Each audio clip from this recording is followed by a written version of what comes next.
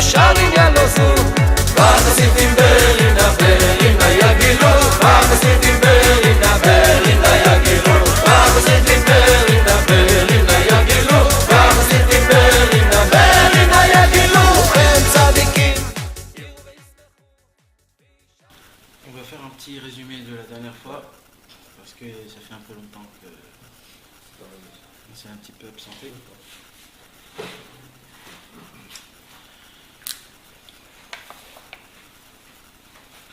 Donc on parle d'abord d'une Torah dans le Likutei Moharan, la Torah 64. C'est une Torah qui parle au sujet de la Emouna. Pour répondre à ta question, Rabbi Nachman de Breslev, avant de partir de ce monde, il a dévoilé des choses qui devaient se passer jusqu'à la venue du Mashiach. Il a donné plein d'événements qui vont se passer. Et ces événements, ils se sont passés d'après la vision qu'il avait. Et une des choses les plus importantes qu'il avait dit, et ça c'est très très très important, il a dit comme ça, à la fin du temps, quand ça se rapproche du Mashiach, tout sera important, comme toujours. Mais il y aura une seule chose, où le Yetzer Hara va se battre jusqu'à où il n'aura plus de force. Et c'est sur ça qu'il faudra mettre le point. Et c'est sur ça qu'il faudra essayer de combattre le plus qu'on peut, sur rien d'autre. Et c'est quoi? C'est la Emouna. Shabbat, Baruch Hashem, aujourd'hui tout le monde le fait. Tfilin, aujourd'hui tout le monde le fait. Le Etrog, la Souka, Baruch Hashem, c'est pas comme avant. Avant, il y avait un seul Etrog pour une ville en entière. Aujourd'hui, tout le monde, ils ont un Etrog qui est super beau, super bien. La Souka, chacun il a dans son jardin une petite Souka. C'est plus comme avant. Avant, il y avait une seule Souka pour tout le monde. Vous vous rappelez en France, on allait dans la Souka de la choule et c'est là-bas où on mangeait. Baruch Hashem, tout commence, tout se développe comme il faut. On a tout ce qu'il faut, même dans le judaïsme. On a des belles paires de filines avec tout ce qu'il y a aujourd'hui, l'impression, le truc, les choses. Avant, il n'y avait pas ça. Aujourd'hui, nous, on a des filines qui sont encore plus meudar que Moshe Rabbeinu. Bah oui, avant, il n'y avait pas la pression de 300 tonnes, il n'y avait pas des trucs. Aujourd'hui, tu as tout ce que tu veux. Aujourd'hui, tu as des machines, tu as tout ce qu'il faut. Avant, tout était fait de main, tout était avec des marteaux. Donc aujourd'hui, notre fille à nous, ils sont encore plus meudar que ceux de Moshe Rabbeinu. Aujourd'hui, au niveau de Baruch Hashem, comme c'est la fin des temps, c'est pour ça qu'Akadosh Baruch Hu, il nous donne tout. Tout ce qui est extérieur, d'avoir tout ce qui est extérieur, de tout. Mais la chose la plus importante, c'est les choses qui sont intérieures. Et c'est quoi la chose qui est intérieure? C'est d'avoir la foi, d'avoir la Emouna. Il y a écrit Kol mitzvotecha Emouna. Ça veut dire quoi Kol mitzvotecha Emouna? Ça veut dire qu'il y a deux façons de faire une mitzvah. Il y a un homme qui veut faire une mitzvah, il fait bien, c'est terminé l'histoire. Et il y a un homme que quand il fait cette mitzvah, il est persuadé, il est sûr, il y croit, que là, en faisant cette mitzvah, il va faire plaisir à Akadosh Baruch Hu. Et Akadosh Baruch Hu va prendre du plaisir de ce qu'il fait. Et je le fais parce que je fais plaisir à Dieu. Un homme, quand il fait une mitzvah comme ça, en pensant à ça, ça c'est quelque chose d'autre. Maintenant, ne me dites pas, oui, mais nous, tout ce qu'on fait, on le fait pour Dieu. D'accord, j'ai compris. Mais il y a aussi de mettre un peu de soi-même dans ça. De mettre sa vitalité, de mettre soi-même. Comme par exemple, imaginez-vous que quelqu'un, il parle avec sa femme, et cet homme-là, dans sa tête, il est en train de penser à son chiffre d'affaires d'aujourd'hui ou du mois. Et il n'est pas du tout là. Et sa femme lui parle, et lui, dans sa tête, il est vraiment ailleurs, et il dit oui. Sa femme tout de suite lui dit, oh dis-moi, qu'est-ce qui se passe là? C'est plus comme avant. Avant tu étais connecté. Qu'est-ce qui se passe? T'es complètement séparé. Nous aujourd'hui on fait des mitzvot, et dans notre tête on est déconnecté. On a des millions de choses, on pense à 1 milliard de choses. On peut faire une amida et être dans le monde en entier. On peut faire plein de choses et on n'est pas là. C'est bien, on les a fait. L'acte, on l'a fait. Mais maintenant, l'histoire, c'est est-ce que Akadosh Baruch Hu a pris un plaisir de ça? C'est ça la question. Et c'est ça la Emouna. La Emouna, c'est quand on pense que parce que Akadosh Baruch Hu m'a ordonné de faire ça, alors quand je veux le faire, Dieu va avoir un plaisir de ça. Quand un homme il fait rentrer, ça s'appelle quoi? C'est comme si il fait rentrer la vitalité dans la chose à Dieu. Le Maguide de Mezrich, l'élève du Baal Shem Tov, il a dévoilé une découverte qui est énorme. Il a dit, on voit que quand un homme est mort et quand un homme n'est pas mort, si tu prends un homme mort, d'accord, et derrière il y a quelqu'un qui vient, il prend les mains de l'homme qui est mort et il lui prend un verre d'eau et il peut le mettre dans sa bouche, il peut même l'avaler, même qu'il est mort, parce qu'il y a quelqu'un d'autre qui vient et qui le fait. Il dit, mais cet homme-là, si quelqu'un ne sait pas, il voit de dehors, il croit que cet homme-là, il boit un verre d'eau. Il dit, mais en vérité, la personne, elle sait que cet homme-là, il est mort. Maintenant, si vous prenez quelqu'un et qu'on voit, il est vivant, il repose, tout ça, c'est quoi la différence en fait? Il n'y a aucune différence. La seule différence, c'est dedans. Est-ce qu'il est là ou il n'est pas là? Des fois, il y a une possibilité qu'on marche, on peut voyager dans notre voiture, on va à droite, à gauche, et on passe devant des choses, on ne fait même pas attention. On les a vues, mais on ne fait même pas attention. Comment on ne fait pas attention? Parce que des fois, on est tellement pris par quelque chose qu'il peut se passer des milliards de choses et on ne fait même pas attention. C'est comme ça que ça se passe. Quand un homme, par exemple, il voit un match de foot à la télé, il peut avoir plein de choses à côté de chez lui, à sa maison. Le petit, il s'est coupé, celui-là, il a fait ça. Mais nous, on n'est pas là. Pourquoi? Parce qu'on est complètement concentré dans la chose. Parce qu'on fait rentrer, on est dedans, on vit la chose. De faire une mitzvah, kol mitzvotecha emuna, ça veut dire quoi? C'est de faire rentrer la vitalité que Dieu nous a donnée dans chaque mitzvah et mitzvah. Et quand tu fais ça, tu crées un ange de vérité de cette mitzvah-là. Chaque mitzvah qu'on fait, on crée un ange. Maintenant, des fois, cet ange-là, il est un peu handicapé. C'est par rapport à ta mitzvah. Des fois, il y a un ange qui monte, il est complètement handicapé. Il n'a pas de pied, il n'a pas de main, il n'a pas de yeux, il n'a pas d'oreille, il n'a rien. C'est juste un petit corps. Pourquoi? Parce que quand on l'a fait, on n'était pas là du tout. Des fois, il manque que les mains. Des fois, il manque que les pieds.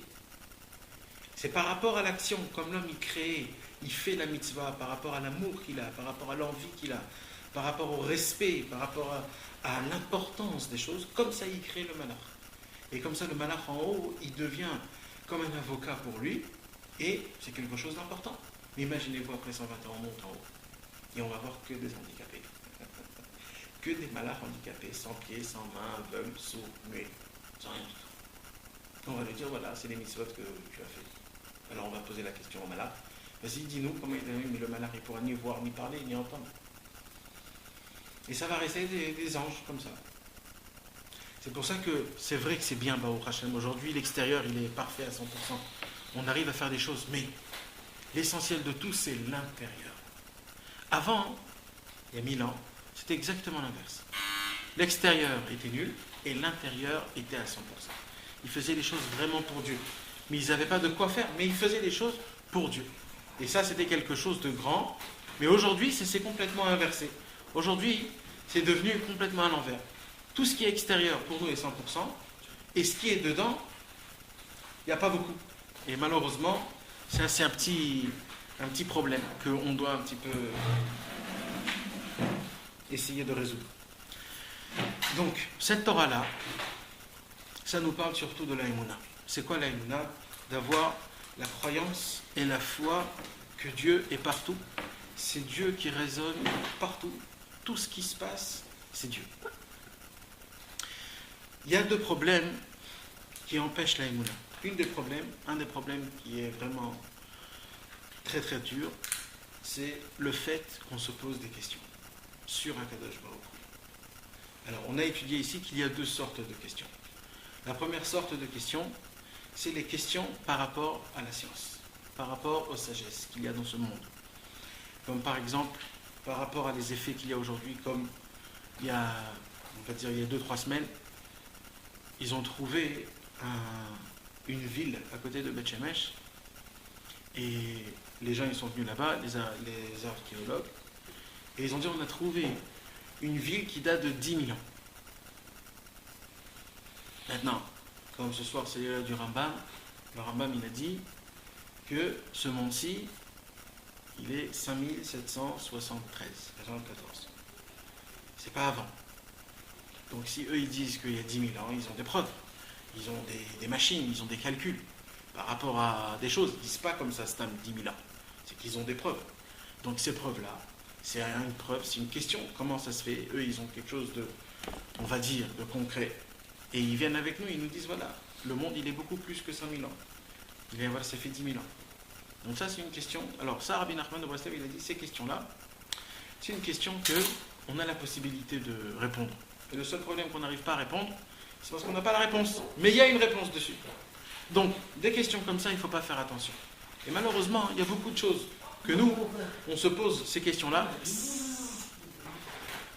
Et nous, on se pose ces questions-là. Comment ça va? Bien sûr. Évidemment. Comment ça va?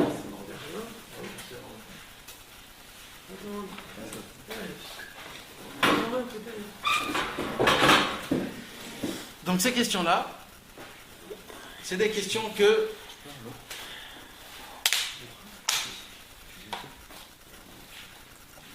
on ne sait pas les répondre, mais en vérité, on a la possibilité de répondre, mais comme c'est nous le problème, c'est-à-dire moralement, ça ne marche pas, c'est pour cela qu'il ne faut pas faire attention. Mais la deuxième sorte de question, et ça c'est vraiment le problème, c'est la question qui se base par conclusion. Un homme, dans sa tête, il a la nature de conclure des conclusions et de baser toute sa vie par rapport à ces conclusions-là. Maintenant, ces conclusions-là, ça ne veut pas dire qu'ils sont vrais. Des fois, ils sont fausses. Mais comme on a l'habitude de conclure des conclusions, et par rapport à ça, de créer notre vie, à cause de ça, il y a des conflits. Akadosh Baruch Hu veut que ça se passe comme ça, et nous, on comprend autrement. Et vas-y, comment Dieu il fait quelque chose comme ça? Pourquoi Dieu il fait ça? Pourquoi il y a des choses comme ça? Et on commence à râler, et on commence à parler contre Dieu. Comment ça se fait? Et vas-y, et un homme. Après, il y a un autre problème. Après, il y a un deuxième problème. Après, il y a un troisième problème. Plus il y a des problèmes, plus tu commences. Pourquoi ça, tout ça? C'est parce que l'homme, il a défini son Dieu. Ce n'est pas le Dieu qu'on a parlé dans la Torah. C'est nous-mêmes, on définit notre Dieu. Et on prend la situation qu'il y a, et on dit par rapport au Dieu que moi je connais, Dieu ne doit pas faire ça. Et vas-y. Et un homme, il commence à parler contre Dieu. Ou alors il perd de sa émouna. Alors il commence à devenir un homme sans rien du tout. Il est mort dedans, il est sec, il n'y a plus rien, il n'y a plus de vitalité. Tout ça à cause de quoi? Parce qu'il a conclu des conclusions. Maintenant, si vous me demandez un exemple, dans chaque chose, il y a des exemples. Et c'est dans chaque action qu'on fait, même quand on boit un verre, même quand on mange, même quand on... Tout ce qu'on fait, c'est basé sur des conclusions. Parce que lui, il a fait comme ça, je le fais comme ça. Et parce que j'ai vu que ça se passe comme ça, c'est comme ça qu'on fait. Comment on marche, comment on parle, comment nos mains ils bougent par rapport à notre conversation, comment on parle au téléphone, comment on tient un verre, comment on conduit. Tout ça, c'est pas nous-mêmes. C'est parce qu'on a vu chez quelqu'un d'autre, donc on copie.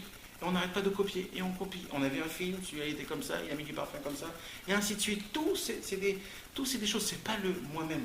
Donc automatiquement, dans notre tête, on se dessine un Dieu. Et on dit que ça, c'est le Dieu, et c'est ce Dieu-là qu'on va prier. Vous savez ce que le Harizal il dit quelque chose de très dur. Il dit ça aussi par rapport au tzadikim. Le Harizal il dit qu'avant, quand quelqu'un il meurt, alors il ne va pas tout de suite dans le jugement. Avant, il y a plusieurs étapes. Une des étapes, c'est quoi? C'est qu'on l'emmène dans un monde qui s'appelle le monde échangé. Olamato. C'est un monde échangé. Ça veut dire quoi? C'est le monde ordinaire qui s'est créé l'homme dans ce monde-ci. Tout ce qui s'est créé dans ce monde-ci, on lui fait monter dans un monde comme ça. C'est-à-dire, le Dieu qui s'est créé, il y a un Dieu comme ça.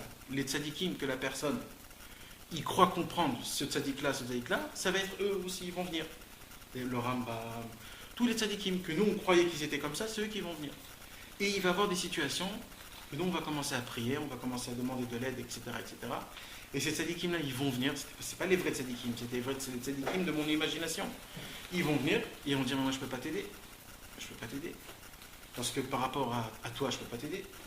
Je ne suis pas moi le vrai grand tzaddik que tu ne connais pas, c'est quoi ma grandeur. Et Akadosh Baruch Hu, le plus grand, celui qui nous aime, qui a de la pitié, qui a de la miséricorde, c'est pas ça le tzaddik. Nous, on croit qu'Akadosh Baruch Hu, il punit. Quand j'ai fait quelque chose de mal, qu'est-ce qu'on dit tout de suite? Hachem m'a puni. Il y a écrit dans la Torah qu'Akadosh Baruch Hu ne punit pas. Jamais Akadosh Baruch Hu il punit. Il punit pas Akadosh Baruch Hu. S'il se passe quelque chose de pas bien, c'est à cause de moi-même. Ou alors j'ai pensé mal, ou alors c'est moi-même qui me suis fait mal. Donc quand on va monter dans ce monde-ci, on va croire que Dieu punit, donc on va recevoir des punitions, etc. Jusqu'à qu'on va arriver à un chaos, jusqu'à qu'on va dire, mais attends, mais comment ça se peut? Et c'est là où Akadosh Baruch Hu va dire, t'as vu ton monde ordinaire? Eh bien c'est pas nous tout ça. Maintenant je vais te montrer le vrai du vrai. Et là on va arriver au vrai du vrai. Et là, on va voir combien Dieu, il est bon, il est beau, il est gentil, il est après nous, il essaye de nous aider à chaque fois. Et là, on va se dire, purée, si j'aurais su, toute ma vie, je l'aurais changé, toute ma vie en entière. Les tzadikim, comment ils prient sur nous, comment ils sont après nous, chaque bonne chose qu'on fait, toutes ces choses-là. Malheureusement, nous, dans notre tête, on se fait des conclusions que ça, 1 plus 1 égale 2, et vas-y, ainsi de suite, tu montes, jusqu'à ce que tu te crées un monde qui n'existe pas, et à cause de ça, on perd. Et ça, c'est un des très grands problèmes. Ça s'appelle le Olam Hato. Donc en vérité, ce qui nous dit Rabbi Nachman, donc la deuxième question qu'il ne faut surtout pas essayer de rentrer dans ça, c'est surtout les conclusions et les bases que nous-mêmes on se fait. Et à cause de ça, quand dans notre vie il se passe des choses, malheureusement après on commence à râler et à poser des questions, pourquoi Hachem fait ça, pourquoi Hachem fait ça. Mais en vérité, il n'y a aucune base à aucune question. Aucune base à aucune question. Deuxième chose importante que Rabbi Nachman nous apprend dans cette Torah, c'est d'abord d'admettre que notre cerveau, il est tout petit. Et si on ne comprend pas nos femmes, comment on peut comprendre le monde? Si on ne comprend pas nos enfants, comment on peut comprendre le monde? Si on a des questions sur ce monde, et un homme, il veut commencer à essayer de comprendre, et pourquoi, et comment. On ne peut pas comprendre si nous-mêmes, on ne comprend pas des bases les plus bêtes. Et on voit que des fois, on tombe sur des choses les plus... Pourquoi? Parce que notre cerveau, c'est humain. Et Akadosh Baruch Hu, c'est divin. C'est quelque chose qui est éternel. C'est un cerveau qui est... C'est même pas un cerveau, c'est le global de tout. Et quand nous, on veut rentrer dans ça, on se perd complètement. Et Rabbi Nachman de Bruxelles, il nous donne un exemple comment ça se fait. Alors il nous dit comment a été le monde. Au début de la création du monde, Akadosh Baruch Hu, il était lumière infinie. Il remplissait tout ce qu'il y avait de lumière. Tout était de la lumière. Et au moment où Akadosh Baruch Hu a voulu créer le monde, il a dit il faudrait faire une place pour créer le monde, puisqu'il n'y a pas de place, parce que tout est rempli de ma lumière. Donc qu'est-ce qu'il a fait Akadosh Baruch Hu? Il s'est contracté. C'est-à-dire il a enlevé de sa lumière, il a caché sa lumière, pour que grâce à ça, il peut construire notre monde. Et là, Akadosh Baruch Hu, quand il s'est contracté, il a laissé un vide. On appelle ce vide-là le Chalal Apanoui. C'était un vide. Et dans ce vide-là où il n'y a rien, c'est un noir qui est total, Akadosh Baruch Hu a créé ce monde. Il dit Rabbi Nachman de Breslev, les questions qu'un homme se pose, qui sont basées de conclusions, c'est des questions qui viennent du Chalal Apanoui, c'est-à-dire de l'endroit vide, là où Akadosh Baruch Hu, il n'est pas, si on peut le dire. Comme Dieu n'est pas là-bas, donc il n'y a aucune réponse à lui répondre. Parce que lui, il va te dire comment Dieu il a fait ça, donc il n'y a pas de Dieu. C'est vrai que dans ce trou-là, il n'y a pas de Dieu. Et c'est pourquoi? Parce que si je donne la réponse à cette question, ça va endommager une autre question. Après, je donne une autre réponse à cette question, ça va lui amener une autre question. Et ainsi de suite.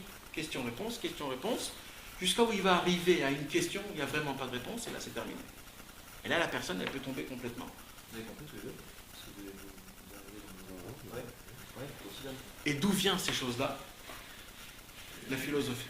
La philosophie, c'est le sort de choses où on tombe là où Kaviachol, Dieu n'est pas. Kaviachol, Akadosh Baruch Hu, il se cache complètement. C'est pour cela qu'on voit, et c'est écrit dans tous les livres pendant le judaïsme, Akadosh Baruch Hu, tous les tzadikim nous ont dit comme quoi toutes les personnes qui ont ouvert des livres de philosophie, ils ont commencé à philosopher sur Akadosh Baruch Hu, ils sont tombés. Il n'y avait plus rien. Pourquoi? Dans la biographie qu'on a acheté la Ouais. Il y a un passage où ils disent qu'il est très bon sur les égarés. Ah ouais, c'est vrai. Pas sur le Mishneh Torah, Pas de ça, mais non. il faut Mais il faut que tu saches quelque chose. Ouais, Même le non. Rambam lui-même, à la fin de sa vie, il c'est, comment on dit? Il a renié ce qu'il a fait. En fait, il utilise Non, mais l'argumentation d'Aristote. il faut que tu saches quelque chose. Le Rambam, un jour, il est parti quelque part. Le Rambam, il a vécu surtout au Maroc. Et un jour, il est parti quelque part et il a vu un élève, que cet élève, il avait beaucoup de questions sur Dieu. Pourquoi? Parce qu'il avait étudié sur Aristote et sur Socrate, tout ça. Qu'est-ce qu'il a fait? Il a écrit le livre des Égarés pour lui, et en arabe. Et après, après quelques temps, cet homme-là, il a fait tchouva, mais ce livre-là, il a donné à quelqu'un, et c'est cette personne-là qui l'a écrit en hébreu et qui l'a diffusé. Et ça, le Rambam, il n'était pas du tout d'accord dessus. Il a dit ça c'était un livre que pour lui, je l'ai écrit, mais ce n'est pas pour le monde. Et comme ça, ainsi de suite, et il s'est passé plein de choses pas bien. Il y a eu une centaine d'années où tous les tzadikim de toute la génération qui est après le Rambam, ils ont été mahrim le Rambam. Ils ont fait, jusqu'à où ils sont partis, ils ont fait même un grand feu et ils ont jeté tous les livres du Rambam. Ils ont cru que le Rambam, mais après ils ont fait tchouva. Pourquoi? Parce qu'ils ont cru que c'était ça vraiment la vraie pensée du Rambam. Parce que le Rambam, un peu, il se pose là-bas sur Aristo, il dit comme Aristo dit ça, donc il faut expliquer par rapport à ce qu'il dit, etc. Ouais, il utilise la logique de ouais, et ça, c'était pas du tout. Et en plus de ça, c'est qu'à la fin de la vie du Rambam, le Rambam a reçu des écrits de Kabbalah. Le Rambam, il ne croyait pas avant à la Kabbalah. Et à la fin de sa vie, il a reçu des écrits de la Kabbalah, et quand il a vu la grandeur de la Kabbalah, il a dit là, j'ai fait une grande bêtise. Et là, il a lu le livre des égarés, il a dit tout de suite, c'est pas ça du tout. Si j'aurais de la force, je serais allé chez chacun de tous pour enlever. Et le fils du Rambam, Rabbi Abraham, lui, c'est ce qu'il a fait pendant toute sa vie, il a consacré toute sa vie à écrire des livres qui s'opposent au livre des égarés. Il a écrit un livre qui s'appelle Hamaspik Leovda Hashem, qui parle que de la Emouna, qui est simple, sans philosophie, sans rentrer dans des questions et des réponses, sans des choses comme ça, etc. etc. Donc ça veut dire qu'on voit encore et encore que le livre des égarés, ça fait beaucoup de problèmes. Mais... Une question, parce que nous on vient d'arriver, donc on a sûrement beaucoup de lacunes. Mais comment on peut concevoir un espace sans Dieu? C'est quand même. Alors, c'est une bonne question. En vérité, on dit ça comme ça pour expliquer la chose. Mais en vérité, ça n'existe pas un espace sans Dieu. Ça veut dire que Dieu est caché là-bas. On ne voit pas Dieu. Et pourquoi il a fait ça? Pour laisser de la place pour construire le monde, parce que le monde était rempli de lumière. Alors, qu'est-ce qu'il a fait à Kadosh Baruch Hu? Il s'est caché. Là-bas, on ne voit pas Dieu. Il s'est caché. Pardonne-moi, mais on a l'impression que, en disant ça, il y a une autre force. C'est quoi la deuxième force? Non, mais Chasvé Shalom. Non, mais c'est quoi? Par exemple? Non, mais autre chose qui gouvernerait le monde. Pourquoi? En disant qu'il n'y a pas Dieu, donc c'est qu'il est gouverné par autre chose. Non, mais Akadosh Baruch Hu, il est rentré dans ce monde-ci. C'est-à-dire, il a laissé, c'était juste pour construire le monde. Il a créé le monde dans l'espace vide. Et Akadosh Baruch Hu, il descend. Il s'est créé comme un comment on dit?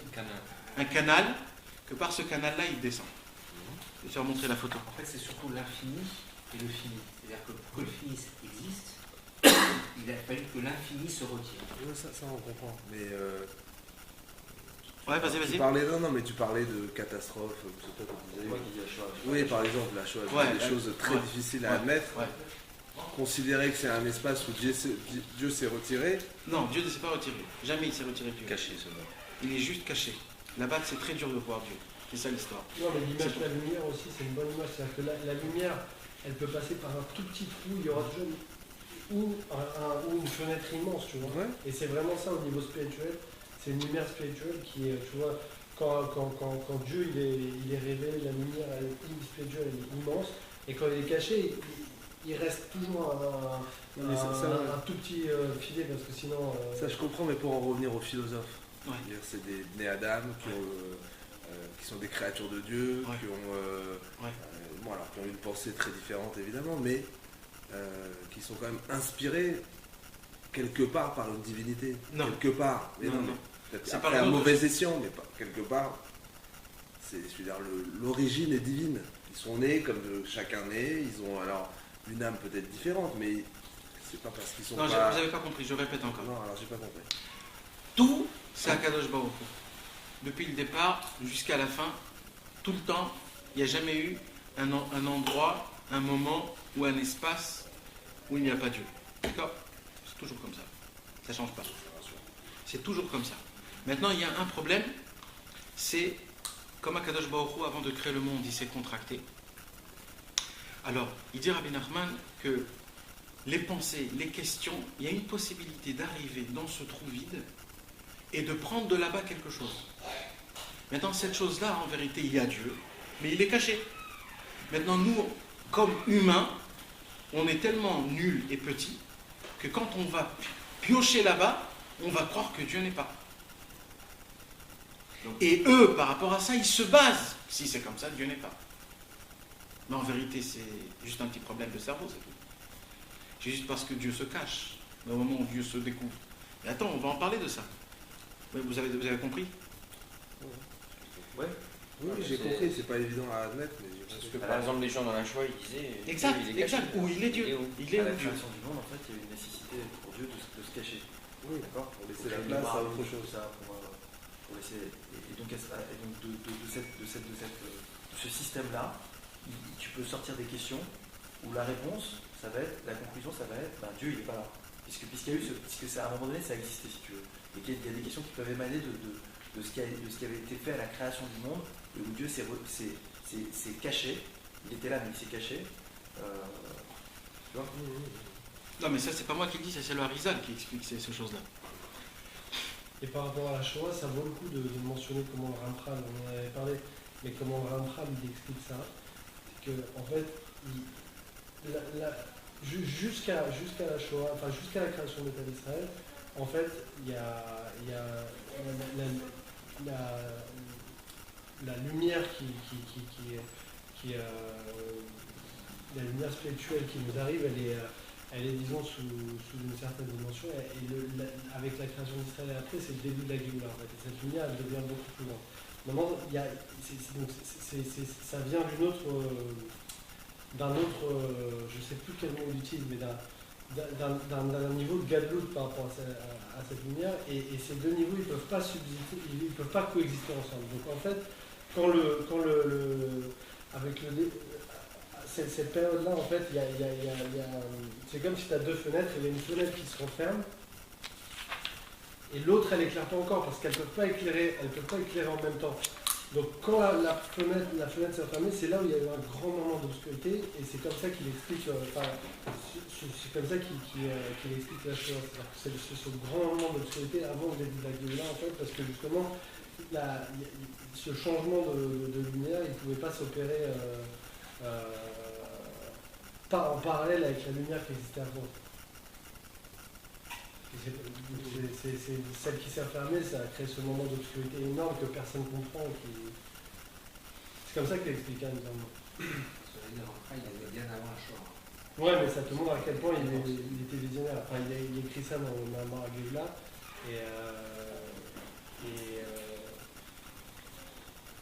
C'est ses commentateurs, si tu Non, parce qu'il décrit comment va se faire la Géoula. Voilà. Et ce sont ces commentateurs qui l'interprètent comme ça. Rabbi Nachman donne un exemple d'une question pareille. C'est une question, quand Moshe Rabbeinu est monté dans le ciel, il est monté dans le mont Sinaï, Akadosh Baruch Hu lui a fait montrer tout ce qui va se passer jusqu'à la fin de tous les temps. Et Moshe Rabbeinu, il voit Rabbi Akiva. Il voit Rabbi Akiva, il s'assoit avec 24 000 élèves, et il étudie, il apprend la Torah, et il voit Rabbi Akiva, il voit sa grandeur de Rabbi Akiva, il dit waouh. Il faisait des pirouchim, même sur les taguines, c'est-à-dire même sur les petites couronnes qu'il y a sur chaque lettre. Alors Moshe Rabbeinu, il a dit, regarde ce grand tzaddik, Ribono Shel Olam, c'est à lui qu'il faut donner la Torah, c'est pas à moi.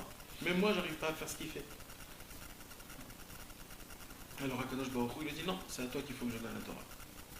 Alors Moshe Rabbeinu dit, top, j'ai envie de savoir c'est quoi, fais-moi montrer comment il va mourir, fais-moi montrer sa grandeur. Et là, qu'est-ce qu'il lui fait montrer à Akadosh Baruch Hu? Comment il est mort, Rabbi Akiva. Comment il est mort, Rabbi Akiva? En étant, et comment on dit? Dépecé. Il a été dépecé par les Romains. Alors là, Moshe Rabbeinu, il a dit Zu Torah vezu Srara. Comment c'est qui a posé la question? C'était pour nous apprendre. C'est pas Si gêné. lui pose la question, alors on est tous dans les comptes. Ouais, mais c'est pas gêné d'argumenter Moi, je pendant suis 7 Rabbeinu jours. qui Il a raison, il a raison. Mais d'accord, mais pendant 7 jours, il a argumenté. Dans cette paracha, 7 jours, il a argumenté avec lui. Pour savoir s'il devait fait être un ou pas. victoire. Même lui, il y a une question qui vient du Khalal Apadouille. Voilà. Tu vas voir, Rabbeinu, il parle de ça. C'est interprétatoire pour tout le monde. Alors, Moshe Rabbeinu dit Zu Torah vezu Srara. Il a dit, c'est comme ça il étudie la Torah et c'est comme ça qu'il meurt. Stop. Et là, qu'est-ce qu'il a dit à Hachem Yitbarach? Il a dit, Shtok, tais-toi. Pourquoi? Parce que quand tu as des questions comme ça, il faut se taire. C'est une question qui vient de là-bas. Maintenant, pour répondre à ta question, qu'est-ce qu'il dit Rabbeinu tout de suite après? Il dit Rabbi Nachman, alors qu'est-ce qu'on fait des gens qui sont déjà là-bas? C'est sûr qu'il y en a plein. Malheureusement, il y a des gens qui sont rentrés là-bas, qui sont perdus complètement dans l'espace. là où il ne voit plus Dieu. Il va expliquer à un philosophe que lui comprend tout, 1 plus 1 égale 2, tout ça, que Dieu est là et que Dieu est partout et que Dieu c'est lui qui fait tout. Il ne va pas comprendre, son cerveau ne marche pas comme ça. Qu'est-ce qu'il dit Rabbi Nachman? Il dit Rabbi Nachman que les plus grands tzadikim de la génération, surtout comme Moshe Rabbeinu, eux, ils vont là-bas. Ils vont là-bas de eux-mêmes, de leur kavana à eux, pour rentrer là-bas et les faire sortir. Donc en posant cette question, il est rentré là-bas pour faire sortir les autres. C'est pour ça qu'il a posé la question. Qui il a posé la question au nom des autres. Exact. C'est C'était pas pour rentrer là-bas pour les faire C'est pas lui, sortir. c'est pas lui. Et c'est pour ça aussi qu'on voit que Rabbi Qu'est-ce qui Nachman... monte dans les autres, voilà. Exact. C'est pour ça qu'on voit que Rabbi Nachman lui-même, il étudiait les livres de tous les philosophes. Il étudiait, rentrait dans les choses, tout ce que la Grèce, ils ont étudié. Et même le Harizal, et même Rabbi Shimon Bar Yochai, etc. On voyait que tous les plus grands tzadikim avant, ils étudiaient des livres qui n'étaient complètement pas dedans. Maintenant, pour ça, il faut être vraiment le plus grand des plus grands. Mais à cause de ça, mais c'était pas ça. On voit qu'il y a eu beaucoup de grands tzadikim qu'eux aussi, ils ont essayé, mais eux, ils sont complètement perdus. Et malheureusement, pourquoi? Parce qu'ils croyaient qu'ils avaient de la force. Donc on a eu vraiment très peu qui ont eu le mérite de rentrer. Donc on voit que déjà la première chose, il nous dit Rabbi Nachman, la première chose qu'il faut faire quand une personne est là, des sortes de questions comme ça, c'est de savoir se taire. Pourquoi se taire? Parce que c'est encore plus haut, c'est pas quand je me tais, alors je me tais. Il dit Rabbi Nachman, le fait que tu te tais, c'est ça la réponse. C'est la réponse. On ne sait pas comment, pourquoi, comment ça marche, mais c'est ça la réponse. Il y a écrit que Moshe Rabbeinu, il n'a pas dit après qu'est-ce qui se passe. Il a dit stop. Et au moment où il a dit stop, il a compris. Pourquoi? Parce que le fait de se taire, c'est ça la question. Pourquoi? Parce que là-bas, il n'y a pas de réponse, il n'y a pas de parole. Pourquoi il n'y a pas de parole? Et là, on avance à ce qu'il a dit Rabbi Nachman. Comment Dieu a créé le monde? Par sa parole. Bidvar Hashem, Shamaim Nas, par la parole de Dieu. Donc, quand Akadosh Baruch Hu, il s'est contracté et qu'il a créé le monde, c'est là où il a créé le monde qu'il a commencé à créer. Donc, avant ce monde, il n'y a pas de lettres, il n'y a pas de parole. Donc, quand tu poses une question là où il n'y a pas de parole, je ne peux pas te répondre. Je peux poser des questions, je ne peux pas te répondre parce qu'il n'y a pas... La création, elle se fait après, pas avant. Non, c'est pas eu de création. On n'était pas là. Ouais, c'est la Torah qui dit. On dit qu'il y a eu des mondes créés qui n'ont pas fonctionné. C'était après. Tout ça, c'était après. Là, on parle beaucoup après. Là, on te parle de bien avant tout ce qui s'est passé tout au début. La préhistoire et compagnie. La préhistoire, c'est aussi après. C'est après. Bien après. Après quoi, excuse-moi? Après la contraction et la création du monde. C'est bien après. Là, on parle vraiment de quelque chose qui est vraiment tout au début, vraiment la racine de tout. De tout. Avant tout. Mais venez, on avance parce que là, on parle vraiment de choses qui sont trop, comment on dit, théoriques. Et nous, on aime le pratique. Alors, après Rabbi Nachman, qu'est-ce qu'il fait? Il nous donne aussi une petite anecdote que c'est ça en fait la marloquette qu'il y a entre les tzadikim. Nous, aujourd'hui, on croit que quand il y a une marloquette entre deux tzadikim, alors c'est pas bien, et lui il fait comme ça, et lui il dit quoi comme ça, et nous on est pour lui, et on est contre l'autre, et tout ça, etc. Ça c'est vraiment le mal, ça c'est le mal. Il dit Rabbi Nachman, c'est très bien qu'il y a de la marloquette de tzadikim, parce que quand il y a de la marloquette de tzadikim, c'est exactement pareil comme si Akadosh Baruch Hu il contractait ce monde.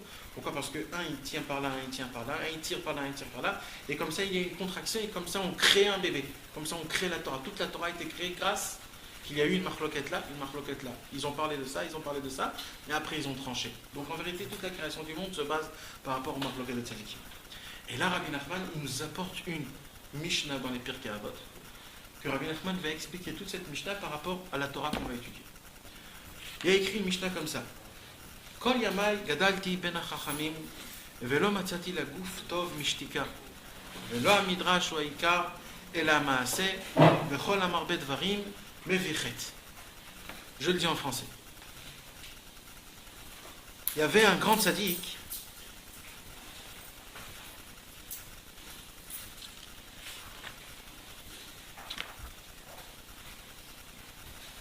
de Rabbi Elazar. Rabbi Elazar, un grand tzaddik, il a dit comme ça. Toute ma vie, j'ai grandi entre les sages. Et je peux vous dire une chose que j'ai appris d'eux, c'est que j'ai pas trouvé quelque chose de mieux pour l'homme que le silence. Et de parler beaucoup, c'est pas ça l'essentiel. L'essentiel, c'est de pratiquer. Et plus tu parles, plus il y a de problèmes. C'est les trois choses que Rabbi Elazar ben Arach nous a dit. Maintenant, Rabbi Nachman, il veut nous expliquer. Toute ma vie, j'ai grandi entre les sages. Ça veut nous dire quoi, toute ma vie, j'ai grandi entre les sages? C'est ce qu'on vient de dire tout à l'heure. quand il y a une marloquette entre les deux tzadikim, alors grâce à ça, le fait que un il tire par là et un tire par là, grâce à ça, tu écartes quelque chose, et c'est ça qui fait le contractement au début de la création du monde, comme ce qu'il a fait à Kadosh Baruch Hu. Akadosh Baruch Hu, pour créer, il s'est éteint. Pour créer quelque chose, il faut savoir se rabaisser, il faut savoir être humble, il faut savoir se rapetissir, il faut savoir écouter. Donc quand tu vois deux tzadikim, que un il parle contre l'autre, en fait, un il tire de l'autre, ça veut dire qu'il crée un espace pour construire quelque chose. Velo matzati la gouftov mishtika. Il parle de quoi? Que j'ai pas trouvé une chose meilleure pour l'homme que le silence. C'est quand une personne se pose de questions dans l'endroit là où on a dit, qui pioche dans le halal apanouï, c'est-à-dire quand il pose des questions qui sont en plus, c'est la meilleure chose, c'est quoi? C'est de savoir se taire. Velo midrash uikar et lama. C'est pourquoi? Parce que si on commence à parler, et si on commence à expliquer et à argumenter, oui, Akadosh Baruch Hu, il est comme ça, et il est comme ça, et on va essayer d'expliquer, et tout ça par rapport, en se basant par des questions des autres, alors il dit, Vechol amarbet varim et vichet. Plus tu parles, malheureusement, tes paroles, ils peuvent vite te dévier. Ça, c'est vraiment la base du Chafetz Chaim. Le Chafetz Chaim, il nous fait montrer dans son livre, Shmirat HaLashon, comme quoi c'est tellement facile. Il a écrit comme ça. Il a écrit Rubam begazel, vekulam belashon hara.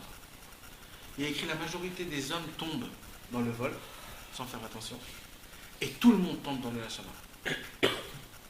C'est comme ça, c'est écrit dans la Gemara. Pourquoi? Parce que le gazelle, c'est quoi? C'est si par exemple quelqu'un il fait quelque chose même sans que son ami le sache, ça s'appelle aussi gazelle date, si ça lui tient. S'il prend quelque chose, s'il lui prend son stylo, tout ça, donc ça veut dire on peut tomber dans le gazelle vraiment vite fait, pour rien. Mais la parole, ça va tellement vite, notre langue, des fois on parle plus vite que ce qu'on pense. La parole va tellement vite que tu peux des fois dire un seul mot, et c'est ce mot qui va tout changer. C'est ce mot qui va tout faire. C'est pour ça que si tu veux commencer à argumenter, à commencer à parler et à expliquer Dieu, déjà le fait que tu veux expliquer Dieu, déjà c'est marrant, parce que ça se fait pas. C'est pas Dieu, c'est nous, c'est Dieu qui doit nous expliquer. Un petit peu dans l'Hibbo des doutes, on peut se lâcher complètement, justement. Ouais, sauf à Hibbo des doutes. Là, c'est une conversation. On tombe là-dedans, peut-être. Hein? Ce que quoi? Ça peut arriver à tout le monde, quoi.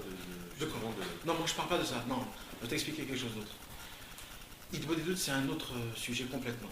Hibbo des doutes, c'est se lâcher. Si tu te lâches. Hibbo des doutes, c'est tu t'ouvres. Tu dis à Kadosh Baruch Hu, je suis malade, vas-y. C'est comme si tu viens chez un docteur et tu dis, voilà docteur, vas-y, examine-moi. Là, tu viens parce que tu as des problèmes, donc tu comprends? Mais là, on parle de vis-à-vis à moi ou vis-à-vis de quelqu'un d'autre. Un type qui a ces questions, dans sa Hibbo des doutes de départ, il est obligé de se noyer là-dedans. C'est vrai que c'est une question, je ne sais pas qu'est-ce qu'il faut faire. Je sais pas ce qu'il faut connaît faire. que ça. Si c'est ça, il faut prier que j'ai pas ces questions-là, c'est tout simplement. Il ne faut pas rentrer dans ça, parce qu'il y a écrit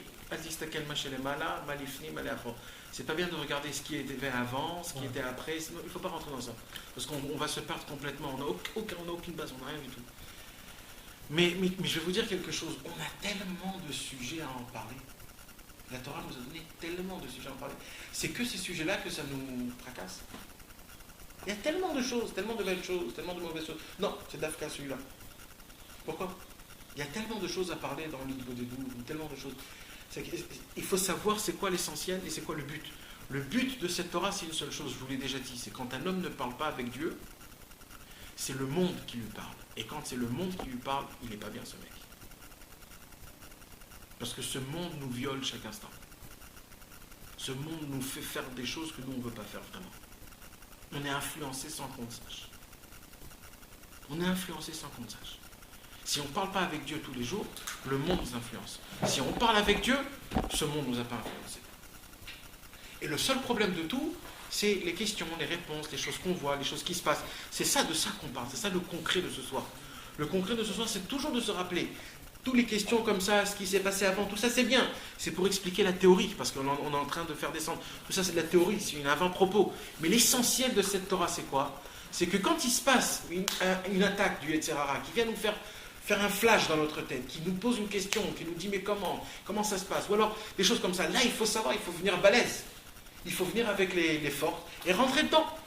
Et dire voilà, ça, je me tais, je m'en fous complètement, j'y pense pas. Ça, et vas-y, commencer à rentrer dans l'histoire, dans la guerre, et commencer à combattre. Et c'est ça la force. Quand il faut se taire, il faut se taire. Quand il faut pas se taire, il faut pas se taire. Quand il faut parler, il dit Rabbi Nachman que quand un homme il tombe dans sa émouna, la première chose à faire c'est quoi? C'est tout de suite de le dire dans sa bouche. Je crois en Dieu, que c'est lui le un, c'est lui le tout, c'est lui le plus puissant. De le dire dans sa bouche tout de suite. Pourquoi?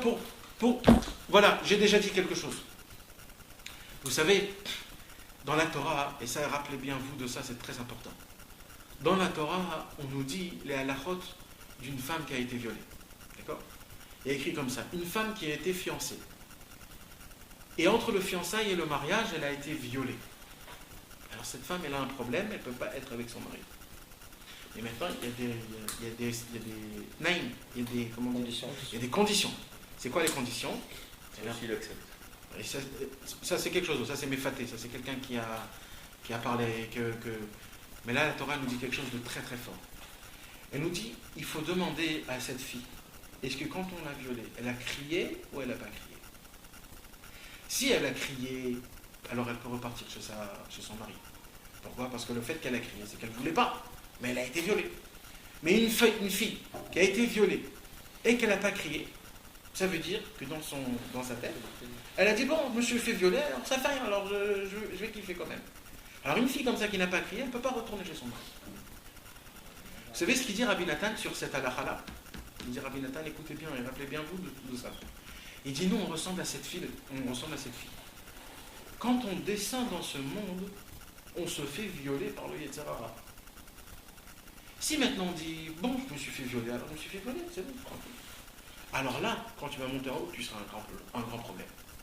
Mais si dans ce monde-ci, tu as crié, c'est-à-dire, tu as fait une bonne ou alors tu as dit à Hachem Yitbarach, Dieu, je ne veux surtout pas, je veux pas, je le déclare dans ma bouche, je ne veux pas. Je suis en train de me faire violer, mais je ne le veux pas. Hein, je le dis, même si, de le dire, de le réclamer, de faire sortir ce sentiment dehors. Si tu as été réclamé dans le ciel, même si tu montes, et tu n'étais pas comme il faut, au moins tu l'as réclamé.